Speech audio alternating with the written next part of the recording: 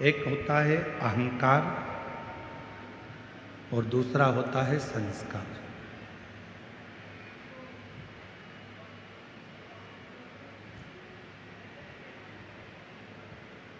दो चीजें हैं, एक अहंकार है और दूसरा संस्कार है।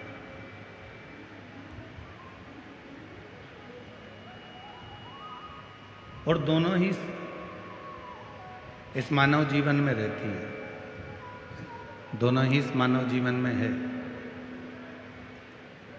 अहंकार भी और संस्कार भी। और दोनों में एक अंतर बड़ा भारी लगता है, बहुत भारी अंतर। वह अंतर है जब मनुष्य अभिमान में डूबता है, अहम में डूबता है। स्पीकर ऑन नहीं चल रहा है, कहीं पे स्पीकर चल रहा है। ये तुम्हारे पास आ रही है? स्पीकर ऑन खोलो, चोंगे चोंगे खुल रहे हैं तो आवाज नहीं आ रही।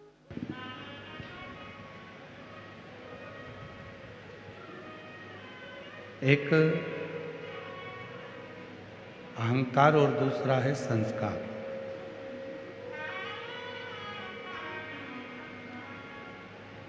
दोनों ही मानव जीवन में,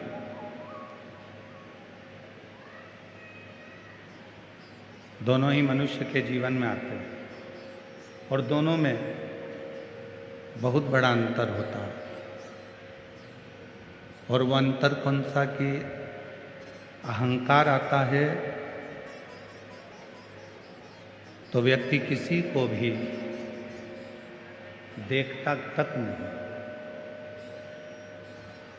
अहंकार आता है तब व्यक्ति किसी का भी मान सम्मान करना भूल जाता है। कौन बड़ा है, कौन छोटा है, कौन कैसा है, कौन कैसा है, उसके स्मरण में नहीं रहता।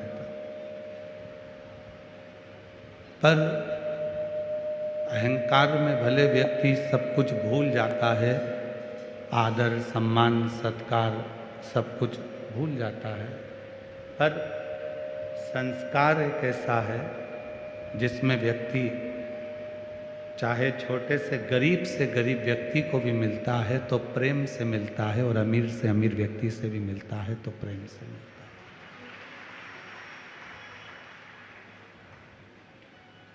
दोनों से। संस्कार व्यक्ति को गरीब और अमीर के भेद से दूर कर देता है। वो सब में एक ही देखता है कि वो ईश्वर है, वो परमात्मा है, वो शिव है, वो राम है, वो कृष्ण है, वो दत्त है, सब में वही समाया हुआ है।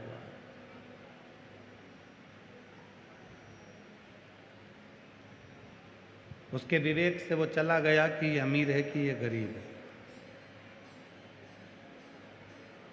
उसके विवेक से वो निकल गया कि ये धनपति है कि रोडपति है। उसके विवेक में तो केवल एक ही श्रेष्ठता भरी हुई है कि ये परमात्मा का कोई जीव है, ईश्वर का कोई जीव,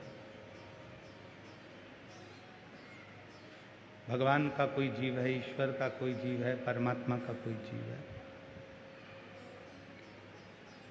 और जब हम प्रत्येक जीव में, जितने भी जीव हैं संसार के प्रत्येक मनुष्य में, जब हम परमात्मा का दर्शन करते हैं तो निश्चित है कि हमें ईश्वर को ढूंढने की जरूरत नहीं पड़ती, ईश्वर हमको ढूंढने के लिए निकल जाता है। फिर हमें ईश्वर को नहीं ढूंढना, फिर हमें ईश्वर को नहीं ढूंढना, फिर हमें ईश्वर को नहीं खोजना, ईश्वर हमें खोजता है।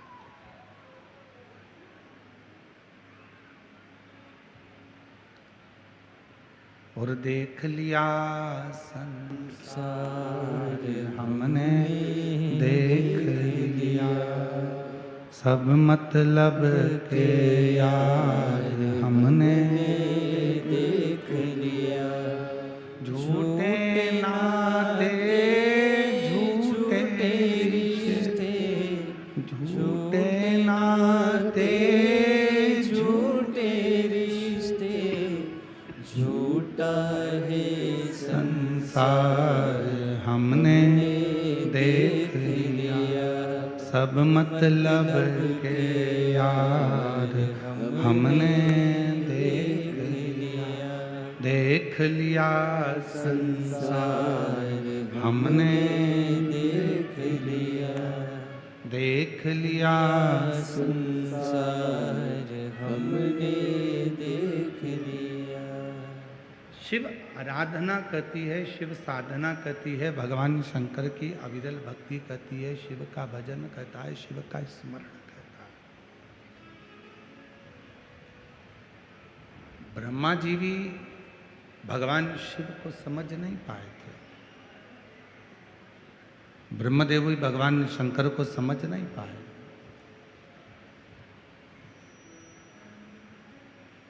और नहीं समझे इसलिए भगवान ब्रह्मा और भगवान विष्णु भगवान शंकर को खोजने के लिए गए।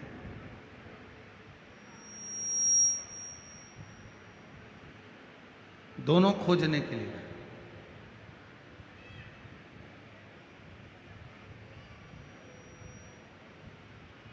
ढूंढते रहे भगवान शंकर को कि भगवान शंकर मिलेंगे, भगवान शिव प्राप्त होंगे, भगवान शंकर मिलेंगे। खोजते रहे।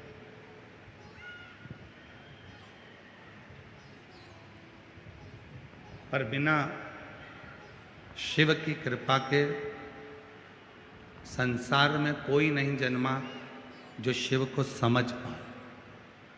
स्वयं 33 कोटि देवता भी, स्वयं 33 कोटि देवता भी भगवान शंकर को समझ नहीं सकते जब तक भगवान शिव कृपा ना करे, भगवान शंकर जब तक करुणा ना करे।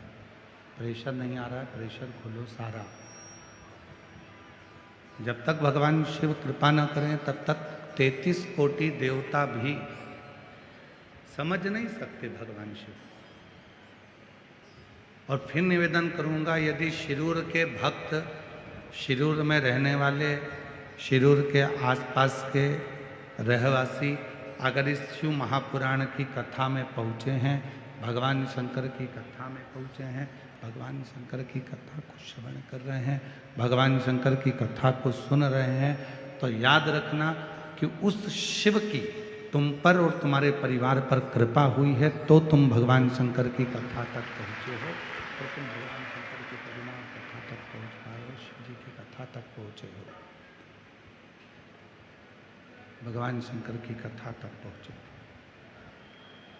अगर वो कृपा नहीं करता तो तुम यीशु महापुराण की कथा में भी नहीं पहुँचते, भगवान शंकर की कथा में भी नहीं पहुँचते।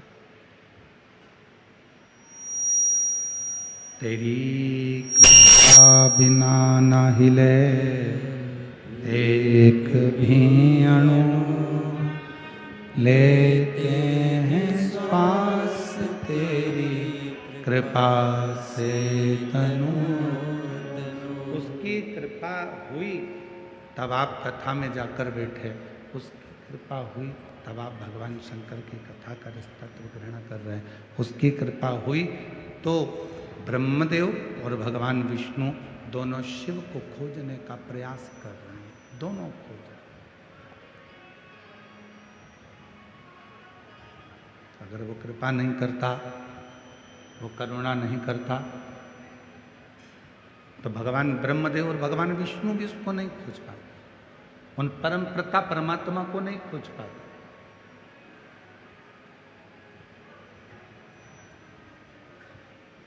गए ब्रह्मा जी ऊपर भगवान शिव को खोजने के लिए, और भगवान नारायण पाताल में गए शिव जी को खोजने के लिए।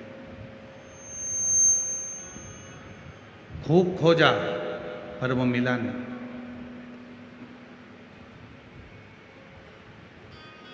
आखिरी में फिर एक बड़ा सा पर्वत, उस पर्वत को घुमाना प्रारंभ करा दोनों ने, और दोनों ने जब पर्वत को घुमाना प्रारंभ करा तब एक अग्नि का खंभ जैसा एक शिवलिंग की आकृति प्रकट हो।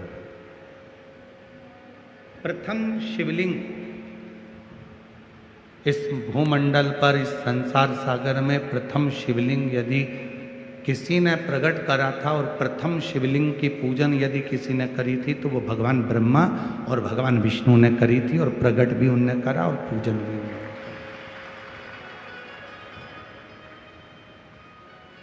प्रकट भी वही करे और पूजन भी वही करे।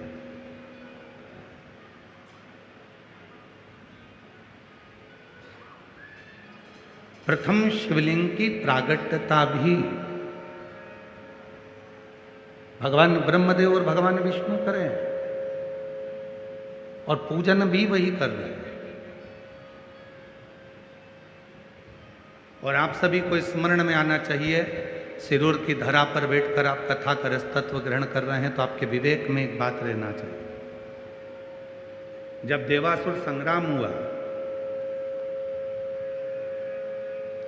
देवता और असुरों का संग्राम प्रारंभ हुआ, और जब देवता और असुरों के संग्राम में जब देवता और असुरों का संग्राम हुआ और उस देवता और असुरों के संग्राम में माता लक्ष्मी से भगवान विष्णु ने ढेरों संपदा मांगी, अस्त्र शस्त्र मांगे, वैभव मांगा, सब कुछ दिया माता लक्ष्मी, सब कुछ।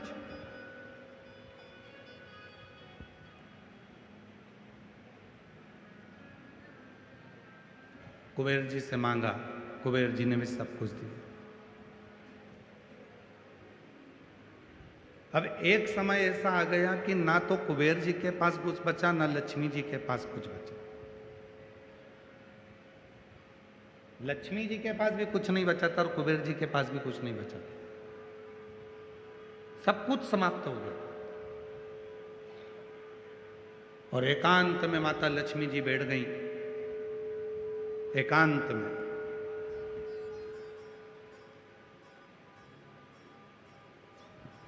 जब माता लक्ष्मी जी एकांत में जाकर बैठी, तब स्वयं भगवान नारायण ने जाकर पूछा, लक्ष्मी बात किया? लक्ष्मी जी कहती हैं, मेरे पास देने के लिए कुछ भी नहीं, एक इकन्नी भी मेरे पास एक सिक्का भी नहीं बचा जो मैं आपको दे दूं और इस देवासुर संग्राम में वो धन लग जाए। अब मेरे पास कुछ बचा नहीं, अब मेरे पास कुछ भी नहीं।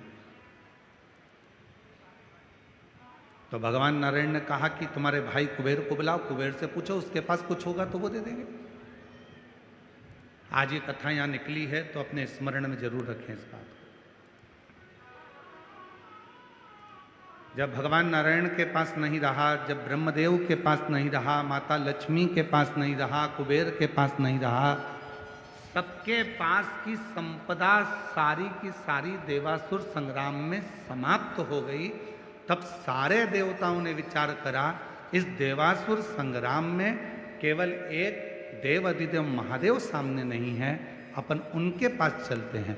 इतने में पीछे से इंद्र ने आवाज लगाकर कहा कि जब नारायण के पास में इतना वैभव वो नहीं रहा, लक्ष्मी जी के पास इतना वैभव वो नहीं रहा, भगवान कुबेर जी के पास इतना वैभव वो नहीं रहा, स्वयं देवताओं के पास इतना वैभव देवासुर संग्राम में वो भी चला गया, तो भगवान शंकर तो कैलाश पर रहते हैं, वो तो अड़भंग है, भस्म लपेटते हैं, जटाजूट बांधते हैं, गंगा मस्तक पर रखी हुई है, शरीर पर उनके भस्म चढ़ी हुई है, उनके पास तो कोई मकान भी नहीं है, घर भी नहीं है, बैकुंठ जैसा ठाट भी नहीं है, कोई संपदा भी नहीं है, तो आप सब देवता शंकर भगवान के पास क्यों जा रहे हो, वो क्या देंगे? तब इतने में भगवान नारायण ने कहा, जिसके पास बहुत रहता है ना, वो कभी संसार में आकर नहीं कहता कि मेरे पास कितना है, एकदम साधारण रहता है, एकदम साधारण। एक समर्पण का भाव किसको कहते हैं? तो भगवान इस संवाद को शिरूर वालों के दिमाग में होना चाहिए कि लक्ष्मी के पास भी लक्ष्मी चली गई थी, कुबेर के पास भी लक्ष्मी चली गई थी, धन संपदा किसी के पास नहीं बची, भगवान नारायण के पास भी नहीं रही, ब्रह्मा जी के पास भी नहीं रही, इंद्र के पास भी नहीं रही, गरुण वरुण सारे देवता जब देवासुर संग्राम में सब कुछ हार चुके थे, समाप्त हो गया था, युद्ध लगातार चल रहा था और वो देवासुर संग्राम में कुछ नहीं बचा, तब आखिरी में किसी ने कहा कि एक बार शिव जी के पास चलते हैं, तो इंद्र ने पीछे से कहा शिव जी के पास क्यों, उनके पास तो भस्म है, राख है, जटाजूट है और मृगछाला है, गंगा की धारा है और कुछ भी नहीं है, बेलपत्र पड़ी रहती है, वो भी सूख चुकी होगी, वो क्या देंगे अपने को। तो इतने में भगवान विष्णु कहते हैं जिसके पास बहुत होता है वो कभी दिखावा नहीं करता, वो आनंद के साथ मस्त होकर नम्रता के साथ बिना दिखावे की जिंदगी को जीना पसंद करता है।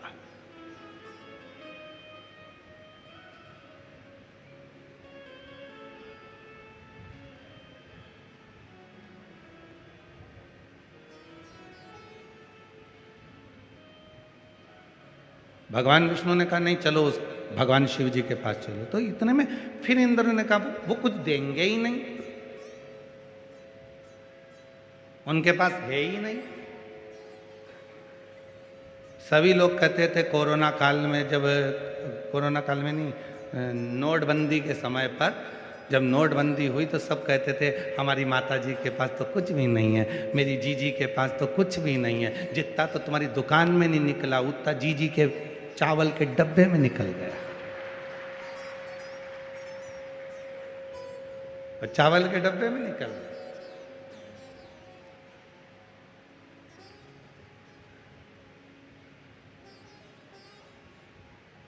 तुम्हारे नोट तो फ्रेश निकले, उसके तो कीड़े खा गए। सोचो कितनी करोड़पति होगी जिसके नोट कीड़े खा रहे हैं।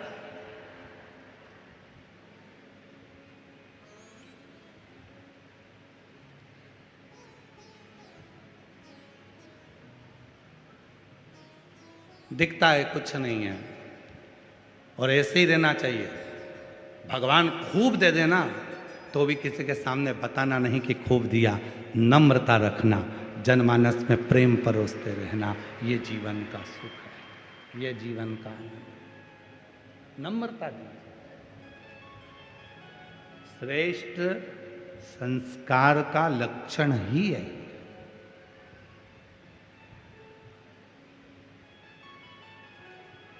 और सावधान होकर अपनी जिंदगी को जीते। अब देखिए भगवान विष्णु मुख से कह रहे हैं कि शंकर जी हमको दे सकते हैं और इंद्रदेव कह रहे हैं नहीं दे सकते हैं। देवता है ना, इंद्रदेव भी देवता है ना, देवता को तो देवता का साथ देना चाहिए कि नहीं नहीं शंकर भगवान सब दे सकते हैं। पर आज का जमाना इतना विचित्र चल रहा है, आज का जमाना आज से नहीं पूर्व से ही चला आ रहा है।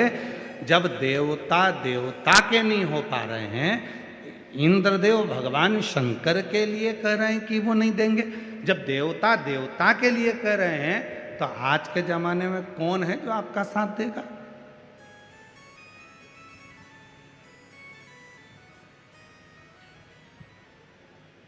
इसलिए थोड़ा सावधान होकर जिंदगी जीना।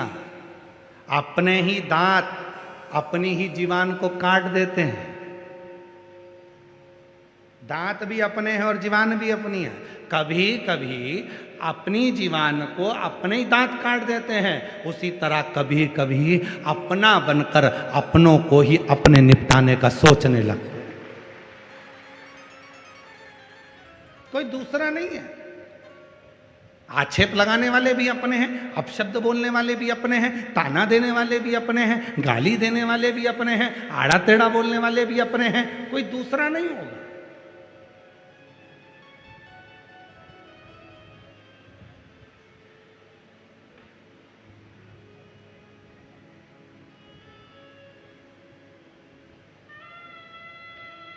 आज टीवियों पर बहुत, जब टीवी खोलो तो एक जंग छिड़ी हुई है सनातन में, एक दूसरे पर आक्षेप लगाने की, एक दूसरे को आड़ा टेढ़ा कहने की।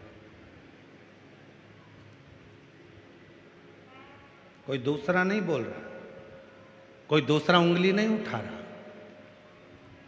कोई दूसरे धर्म का व्यक्ति आकर आक्षेप नहीं लगा रहा, कोई दूसरे धर्म का व्यक्ति आकर अपशब्द नहीं कर रहा है। अपने ही अपने को आक्षेप लगा रहा है, अपने ही अपने को ताना दे रहे हैं, अपने ही अपने को अपशब्द कर।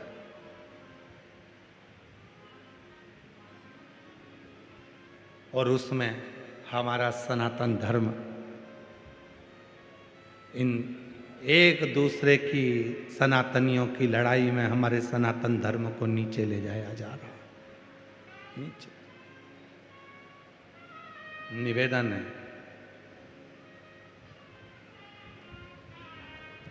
एक होकर अपनी जिंदगी को जीने का प्रयास करो। कितना भी वैभव है आपके पास में, कितना भी धन है आपके पास में, कितनी भी संपदा है आपके पास में, कितनी भी विद्वत्ता है आपके पास में, कितना भी ज्ञान है आपके पास में, उसमें आपकी भीतर की नम्रता बताती है। दो हैं, एक लंका का राजा रावण और एक श्री हनुमान जी महाराज। आप सबके मुख से सुना है कि रावण विद्वान है। बोलो बोलो, आपने भी सुना है कि नहीं सुना कि रावण जैसा विद्वान दुनिया में कोई नहीं हो सकता, रावण इतना विद्वान है। और तुलसीदास बाबा ने हनुमान जी के लिए लिखा, विद्यावान गुणी अति चातुर, राम काज करिबे को आतुर, प्रभु चरित्र सुनिबे को रसिया, राम लखन सीता मन बसिया। विद्यावान गुणी अति चातुर, दो हैं, रावण भी विद्वान है, हनुमान जी महाराज भी विद्वान है। पर इसमें दोनों की विद्वत्ता में श्रेष्ठ विद्वत्ता किसकी कही तो कहा विद्यावान गुणी अति चातुर। शिव महापुराण की कथा कहती है कि रावण विद्वान था, पर रावण विद्वान के साथ विद्यावान नहीं था। विद्यावान किसको कहते हैं कि बहुत सारा ज्ञान आपके अंदर आ जाए, बहुत सारा वैभव आपको मिल जाए, बहुत सारी संपदा आपको मिल जाए और आपकी जिंदगी में आप एकदम नम्र बन जाए, छोटे बन जाए, तो समझ लेना कि आप विद्यावान गुणी अति चातुर। तो समझना कि आप विद्यावान हो गए, तो समझना कि आपके पास में संपदा हो गई, तो समझना कि आपके पास में वैभव हो गया।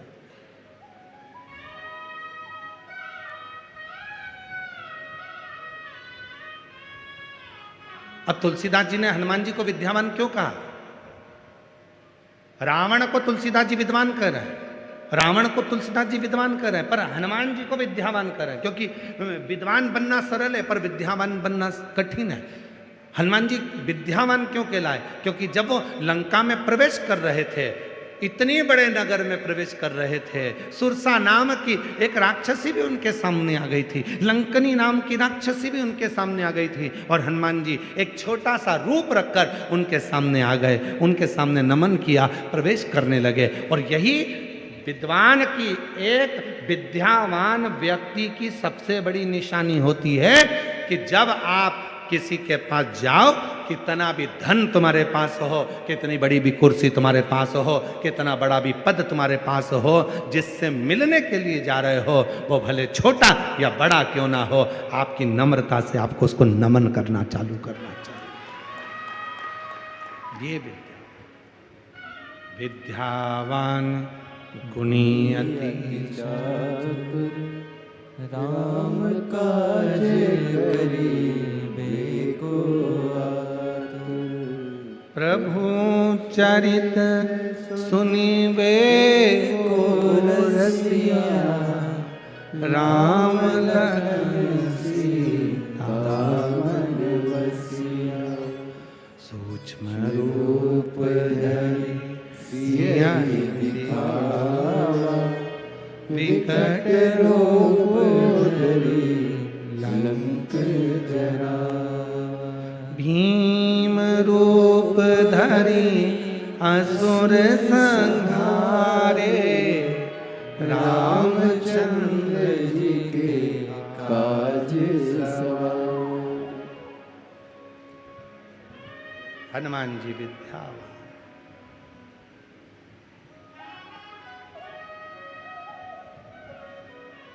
डॉक्टर बनो, इंजीनियर बनो, कमिश्नर बनो, कलेक्टर बनो, एसपी बनो, आईजी बनो, डीआईजी बनो, मंत्री बनो, संतरी बनो, कलंतरी बनो, तुम्हारी मर्जी पड़े जो बनो, पर उसके साथ विद्यावान गुणी अति चातुर। उसके साथ सबसे ज्यादा जरूरी है विद्यावान बनना। विद्यावान मतलब कोई भी मिले उससे नम्रता से हाथ जोड़कर नमन कर कर उसका आदर करना, यह विद्यावान की निशानी है, यह विद्वत्ता की निशानी।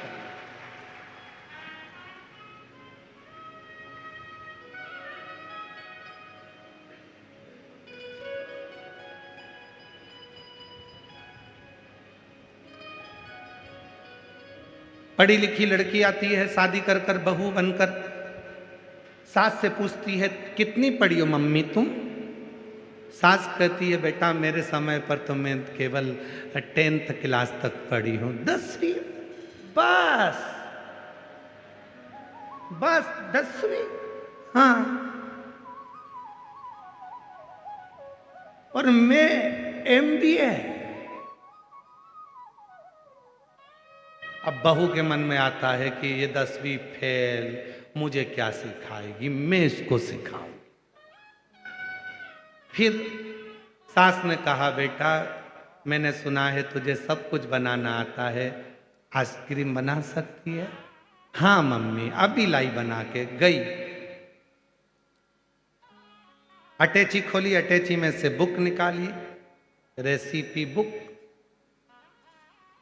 2 किलो दूध धीमी आंच में हिलाओ, बेकिंग पाउडर डालो, फिर हिलाओ, थोड़ा ड्राई फ्रूट्स डालो, फिर हिलाओ, थोड़ा शक्कर डाल के फिर हिलाओ, 1 घंटा फ्रिज में रखो, बुक बंद। 3 घंटे के बाद में सास ने फ्रिज खोला, बहू को आवाज लगाया बेटा, ओ बेटा। बेटा बोली हाँ मम्मी। ये फ्रिज में घंटा किसने रखा? मम्मी मैंने। क्यों? रेसिपी बुक में लिखा था 1 घंटा फ्रिज में रखो।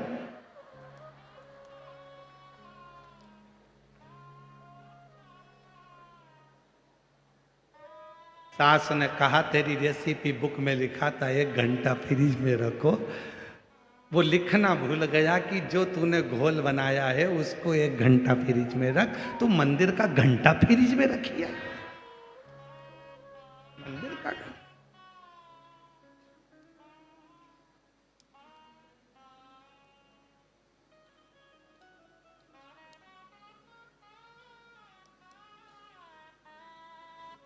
कल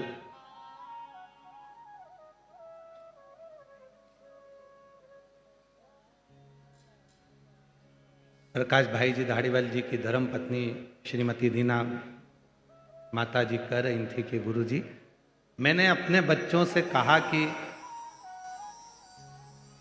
पढ़ाई में परसेंटेज थोड़ा सा कम आएगा तो चल जाएगा, पर संस्कारों का परसेंटेज कम नहीं होना चाहिए।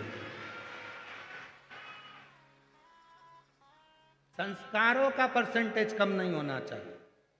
नम्रता, विनम्रता जो हमारे दादाजी ने हमको दी है, जो हमारे ससुर ने हमको दी है, जो नम्रता विनम्रता तुम्हारे पिताजी को मिली है दादाजी से, उनके दादाजी ने उनको दी, उनके पिताजी ने उनको दी, वैसी ही विनम्रता नम्रता अपने बच्चों से मैं कहती हूं कि तुम में भी होना चाहिए। संस्कारों की कमी क्यों हो रही है? 20 वर्ष तक माता पिता अपने बच्चे को राम बनाने की चेष्टा करते हैं। हर माता पिता सोचते हैं मेरा बेटा राम बनेगा, मेरा बेटा राम बनेगा, मेरा बेटा राम बनेगा। 20 साल तक बच्चे को पढ़ाते लिखाते, अच्छे अच्छे कॉलेज में भेजते, बहुत दूर दूर पढ़ने भेजते, अच्छी कोचिंग क्लास में भेजते, दिन रात पढ़ाते हैं और प्रयास करते हैं कि 20 साल तक मेरा बेटा पढ़ेगा, राम बनेगा। और 20 दिन की कुसंगति बेटे को मिलती है और वो राम की जगह रावण बन जाता है। संस्कारों की कमी हो जाती है, सभ्यता की कमी हो जाती है, मर्यादा की कमी हो जाती है, मान की कमी हो जाती है। वो समझ नहीं पाते। सास 10वीं फेल है, बहू MBA BA CA सब कुछ पढ़ी हुई है, फिर भी बहू को सोचना चाहिए कि मैंने किताब की पढ़ाई करी है और मेरी इस सास ने ठोकर खा खा कर अपनी पूरी परिस्थिति को देखकर वो पढ़ाई करी है जो जिंदगी में कोई नहीं कर सकता। इसलिए मेरी उम्र से ज्यादा मेरी सास की उम्र है। पढ़ाई नहीं, उसकी विद्वत्ता देखो कि मेरी सास में विद्वत्ता कितनी है। मेरी सास में विद्वत्ता कितनी, वो देखो उसकी विद्वत्ता देखिए, उसकी नम्रता देखिए।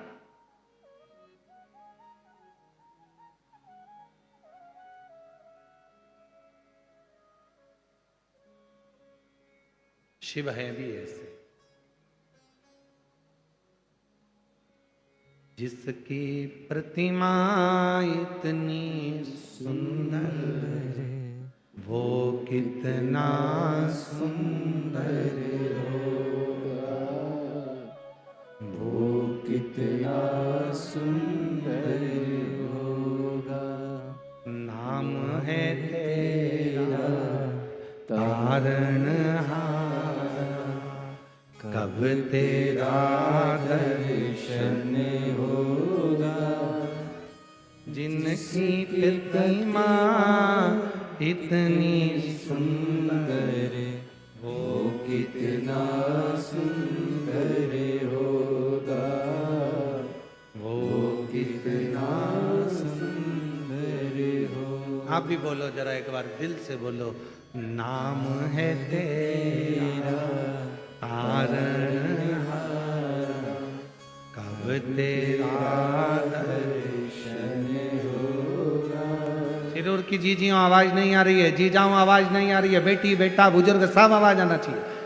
नाम है तेरा तारणहार, कब तेरा दर्शन होगा। जिसकी प्रतिमा इतनी सुंदर, वो कितना सुंदर होगा, वो कितना सुंदर होगा। जब भगवान विष्णु जी कह रहे हैं कि शिव दे सकते हैं, तो भगवान नारायण मना कर रहे हैं, भगवान इंद्र मना कर रहे हैं, नहीं नहीं नहीं वो नहीं दे सकते।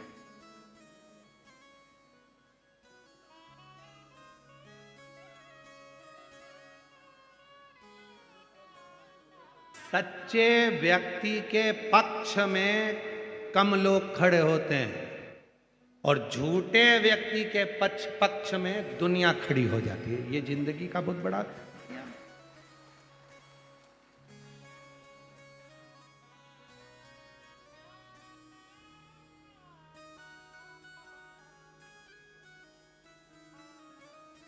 अभी रुद्राक्षोत्सव था, तो रुद्राक्षोत्सव का तीसरा दिन एक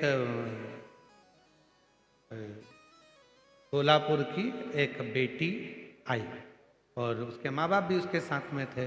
तो उन्होंने पूछा, गुरुजी मेरी बेटी का अदालत में केस चल रहा है। हमने पूछा काय का चल रहा है, तो कहा तलाक का। हमने पूछा क्यों, तो कहा वो लड़का ठीक नहीं।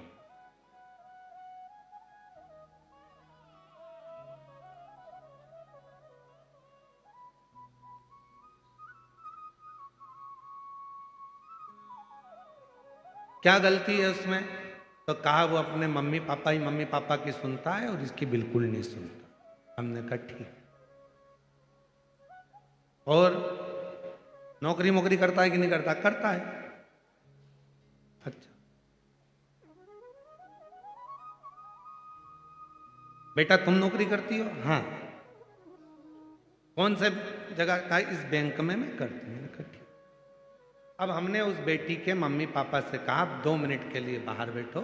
भाई से कहा तू इसके पास बैठ, और हमने उससे कहा बेटा एक बात बता कि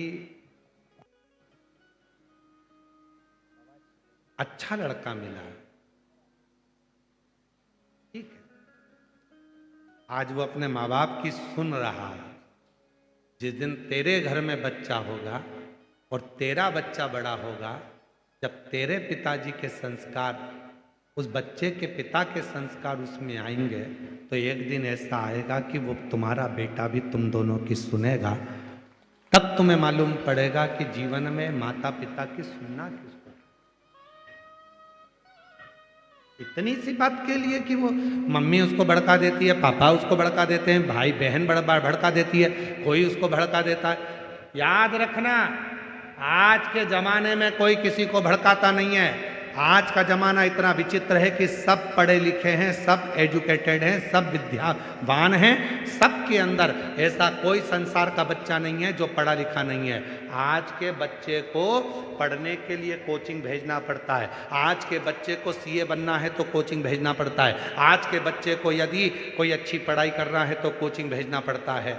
पर आज के छोटे से छोटे बच्चे को मोबाइल सीखने के लिए कोचिंग नहीं भेजना पड़ता, वो तो पैदा होते से चालू हो जाता है।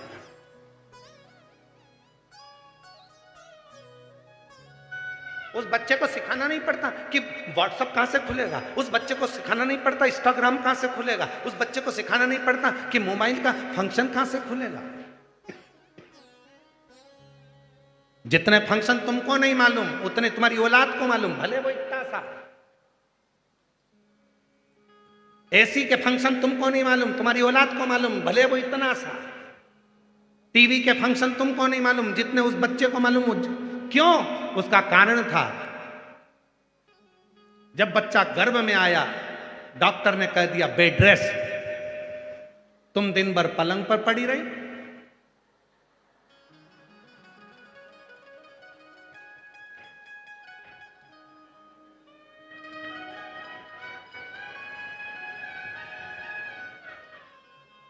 पूरे बेड रेस्ट के टाइम पर तुमने मोबाइल के एक एक फंक्शन को चलाना सीख लिया। एक एक फंक्शन तुम बाहर चला रही थी, अंदर बैठा वो चला रहा था। अंदर पैदा होने के बाद 4 महीने के बाद जैसे ही बच्चा रोया, मम्मी ने मोबाइल चालू करके उसके पास रखा, एकदम चुप, एकदम चुप। खाना नहीं खाता तो मम्मी ने मोबाइल नहीं चला दिया। एक मोटा हाथी, बच्चा चुप।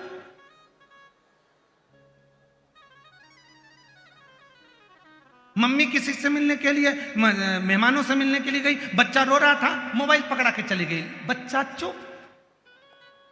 जाओ, भले तुम 2 दिन के लिए जाओ पर मोबाइल दे जाओ, बच्चा चुप। इतनी प्रीत। आप में से कितनी माताएं जो अपने बच्चे को मोबाइल की कोचिंग देने भेजा था? आप में से कितने भाई बैठे हैं जिन्होंने अपने बच्चे को मोबाइल की कोचिंग देने भेजा था? कोई माता पिता अपने बच्चे को मोबाइल की कोचिंग सीखने के लिए नहीं भेजता, मोबाइल चलाना सीखने के लिए नहीं भेजता। वो गर्व से सीख कर आता है, क्योंकि दिन रात माताएं चलाती हैं तो बच्चे के भी असर आ जाता है और वो कोचिंग सीख जाता है, उस मोबाइल को चलाना सीख जाता है।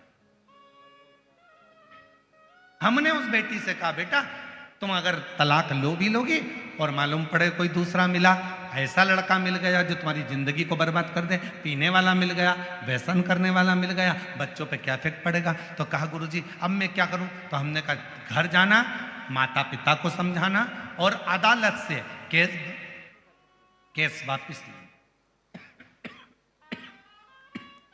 अदालत से केस वापिस। ठीक है।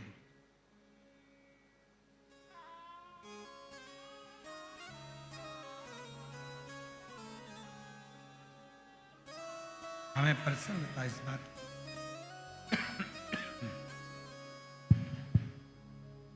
हमें प्रसन्नता इस बात की है कि कल उस बेटी ने सीहोर ऑफिस में मैसेज करा कि हमने केस वापिस लेने के लिए कार्रवाई चालू कर दी।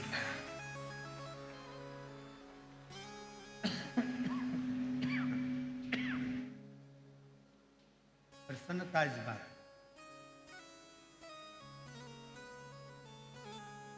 महाराज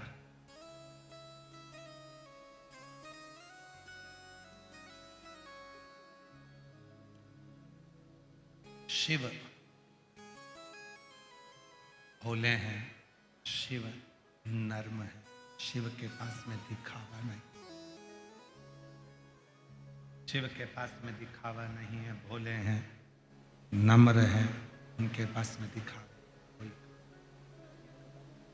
कोई काम। इंद्र कह रहे हैं क्या वो देंगे? क्यों नहीं देंगे? दे सकते हैं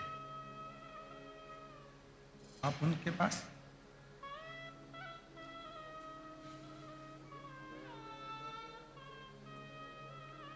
भगवान विष्णु कह रहे हैं कि एक बार भगवान शिव के पास चलना चाहिए। जब लक्ष्मी जी के पास में वैभव नहीं है,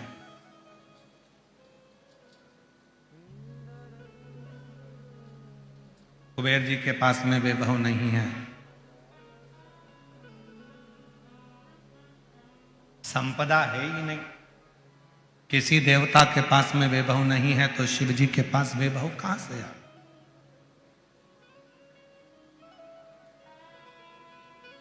शिव जी के पास वैभव कहां से? वैभव शंकर के पास वैभव।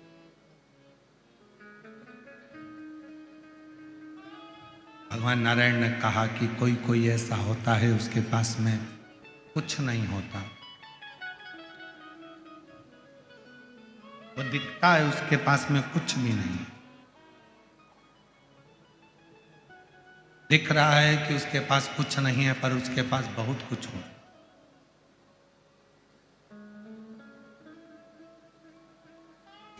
एक निवेदन करना चाहेंगे आप सबसे,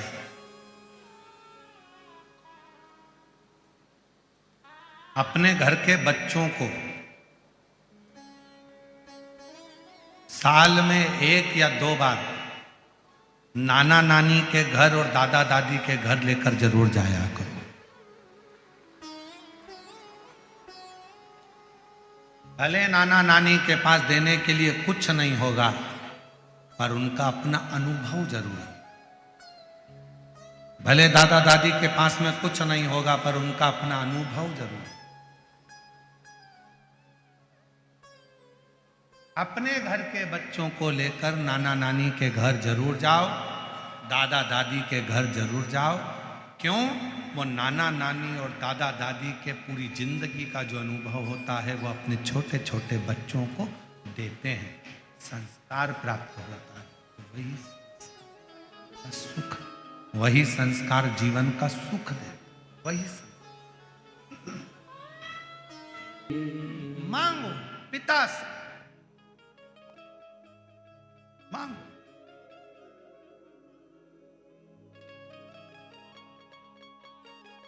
परमात्मा पर भरोसा करने वाला और प्रदोष का व्रत करने वाला कभी खाली झोली लेकर नहीं जाता, याद रखना। जिसने परमात्मा पर भरोसा करा है और जिसने प्रदोष का व्रत करा है उसको शिवजी ने आज नहीं तो कल, कल नहीं तो परसों दिया जरूर। जिसने बाबा पर भरोसा करा, जिसने सोमवार, पशुपतिनाथ ऐसे व्रतों को जो धारण करता है, कोई 16 सोमवार करता है, कोई पशुपति व्रत धारण करता है, कोई प्रदोष व्रत करता है, कोई सोमवार की अष्टमी का व्रत करता है, जो मांगा देगा। थोड़ा देर कर सकता है पर देने में पीछे नहीं है, देगा।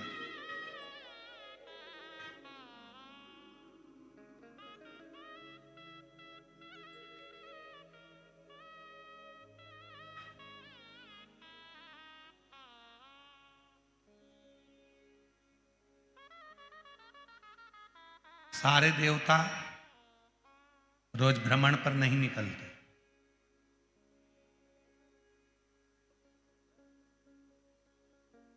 33 कोटि देवता में केवल एक देवता है, देवाधिदेव महादेव, जो प्रतिदिन प्रदोष काल में, प्रदोष काल में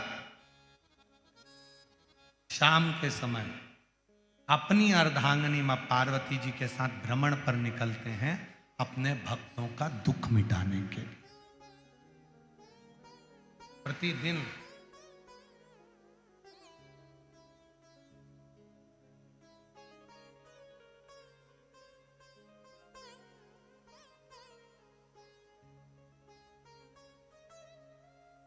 पहले दिन की कथा में श्री प्रकाश भाऊ जी की धर्मपत्नी श्रीमती बीना जी, प्रकाश जी, धारीवाल जी ने प्रश्न किया था उनके घर पर कि प्रदोष करना है, तो पहले तो मेरा निवेदन है कि प्रदोष को समझें कि प्रदोष का मतलब क्या। संसार का कोई मनुष्य कितने भी दोष कर ले, उसकी जिंदगी के सारे पाप उसने जितने भी करे हों, यदि प्रदोष का दिन है, जिस दिन प्रदोष है उस दिन यदि उसने व्रत धारण करा, केवल एक दिन ऐसा होता है प्रदोष का जिस दिन 33 कोटि देवता और 64 योगनियां भी भगवान शंकर के सामने अपने मन की बात कहने के लिए प्रदोष काल में खड़े होते हैं और शिव जी अपने हाथों से उनके दुख मिटाते मिटाते जाते हैं। वो प्रदोष का व्रत होता है। वो का विस्तार से तो वर्णन हम करेंगे बीच में, पर सारे दोषों को जो समाप्त कर, सारे दोष, सारी तकलीफ, तुम्हारी जिंदगी के जितने जितने तुम्हारे दोष हैं, इस जन्म के उस जन्म के,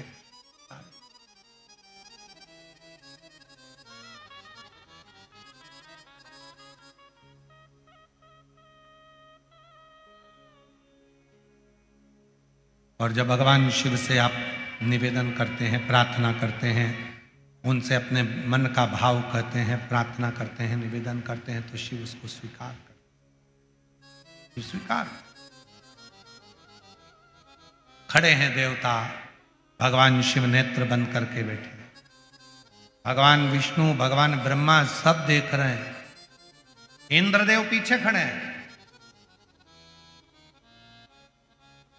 और पीछे से देख रहे हैं। उनको मालूम है नहीं मिलेगा,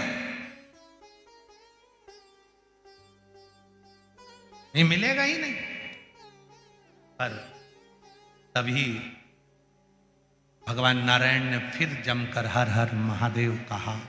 ब्रह्मा जी फिर बोले हर हर, और भगवान नारायण ने और भगवान ब्रह्मा ने 3 बार ताली का जो नाद किया। चंड ने भगवान शिव को सूचना दी, सूचना देकर भगवान शंकर के नेत्र खुल गए, और शिव जी के जैसे ही नेत्र खुले, बाबा ओ घड़दानी ने, भगवान शंकर ने नेत्र खोलते ही सामने खड़े हुए भगवान विष्णु को, भगवान ब्रह्मा जी को, देवताओं को देखा और पूछा कि आप यहां पधारे, मुझे आज्ञा करते मैं आ जाता, आप मुझे कहते, आप मुझे बोलते तो मैं पहुंच जाता। आप आए, मुझे तो बुलाते, मैं पहुंचता आपके दरवाजे पर।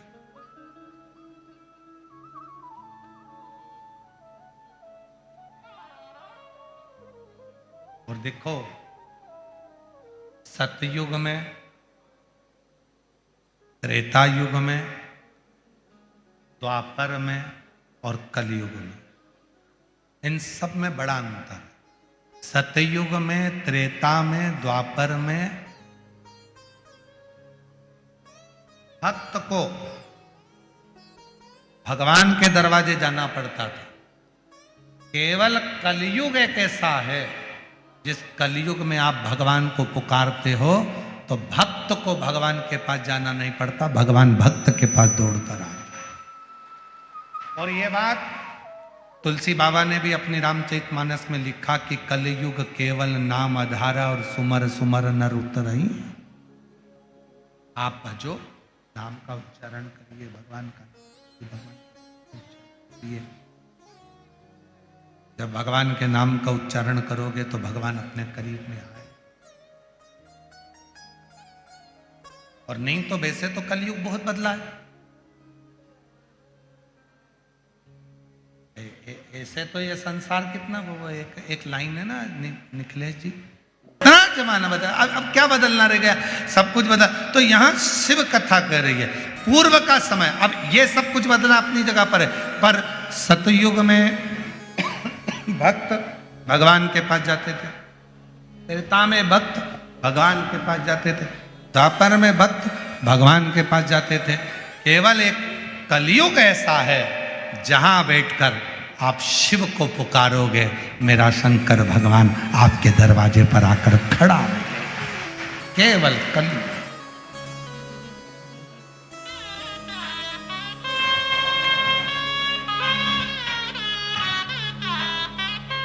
केवल कलयुग।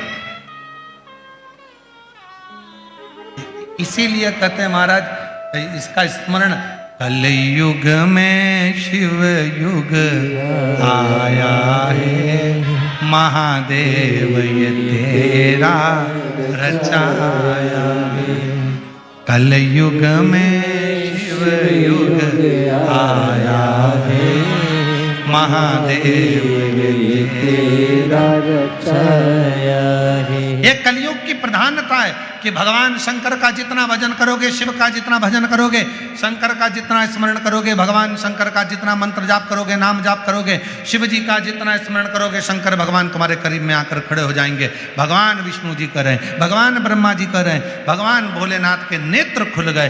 क्या चाहिए? भगवान ने जैसे ही पूछा क्या चाहिए, नारायण कहते हैं प्रभु लक्ष्मी के पास भी लक्ष्मी नहीं है, कुबेर के पास भी वैभव नहीं है, सारा देवासुर संग्राम में समाप्त हो गया है। आप कृपा कर दो, हमें पुनः वापिस जो हमारे पास कुछ नहीं है सब कुछ दे दीजिए।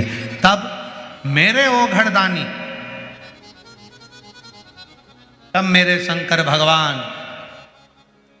एक रूप धारण कर लिए जिसका नाम है, मेरे शंकर भगवान का एक नाम हो गया, कुबरेश्वर महादेव भगवान की। भगवान ने अभी तक 4 हाथ नहीं रखे थे, आज भगवान शिव ने 4 हाथ रख लिए।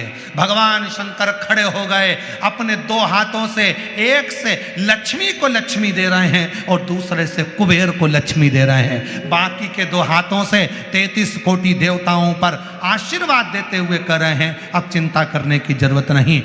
देवासुर संग्राम चुटकी बजाते ही भोलेनाथ के समाप्त हो गया और देवताओं को वापिस अपना राज्य प्राप्त हो गया। शिव जी का नाम कुबरेश्वर महादेव की जय। यह है कुबरेश्वर महादेव की कथा।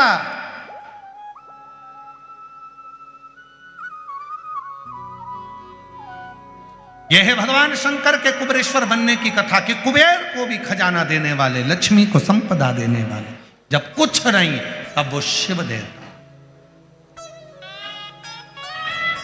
तब वो शंकर देता।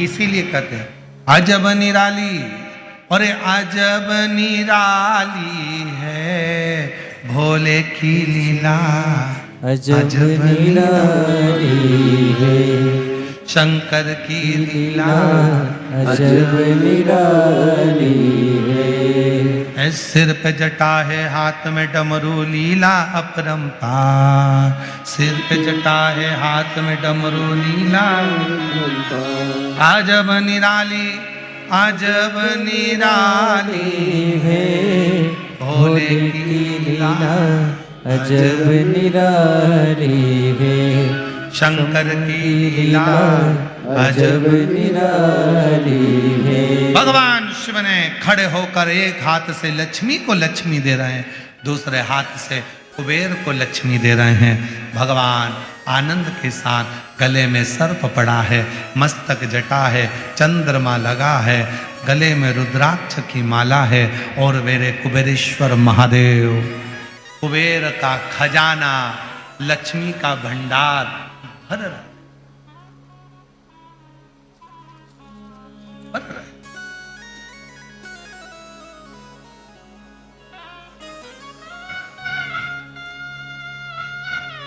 हमने पहले भी कथा में 2 दीप का वर्णन किया, आज फिर कथा में 2 दीप का वर्णन कर। कितना भी दुख है, संपदा नहीं है, बहुत कष्ट का जीवन चल रहा है, बहुत तकलीफ का जीवन चल रहा है, 2 जगह पर दीप लगाना चालू कर दो, प्रदोष काल में मतलब शाम का समय, सूरज ढलने का जब समय हो उस समय एक दीप बेलपत्र के वृक्ष के नीचे, दूसरा दीप भगवान शंकर के मंदिर पर।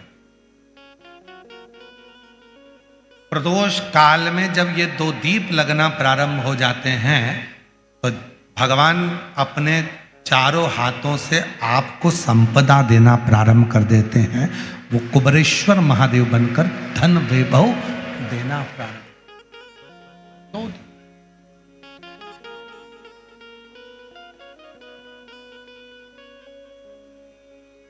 और दोनों दीप फूल बत्ती के होना चाहिए, लंबी बत्ती के नहीं।